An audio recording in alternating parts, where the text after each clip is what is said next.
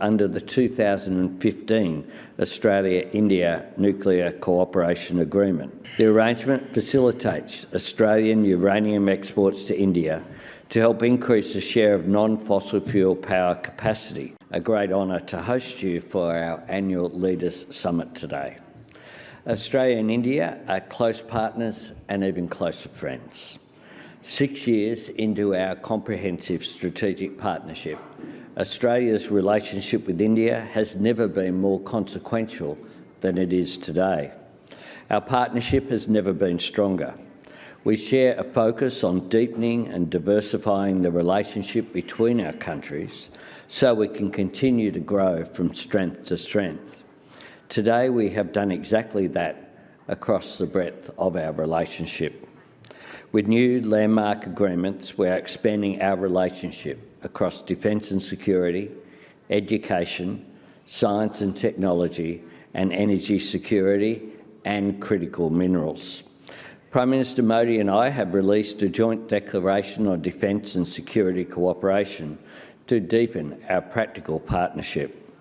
Australia values India as a top-tier security partner, and the declaration reflects our shared commitment to a peaceful, stable and prosperous Indo-Pacific region. We will boost strategic coordination, increase the complexity of our defence exercises and further build interoperability between our defence forces. We undertake to consult on defence-related developments in the Indo-Pacific that affect our shared interests.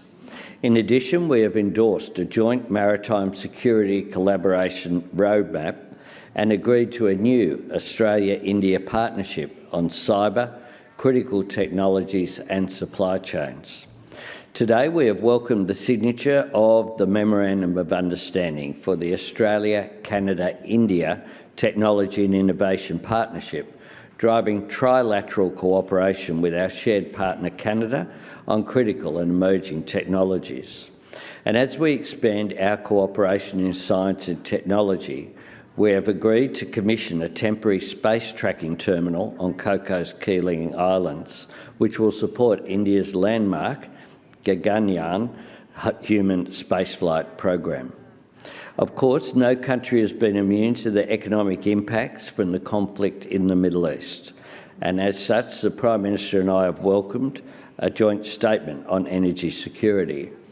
This statement recognises the importance of supply chain resilience and accelerating the energy transition, including promoting the uptake of renewable energy resources and the electrification of our energy systems.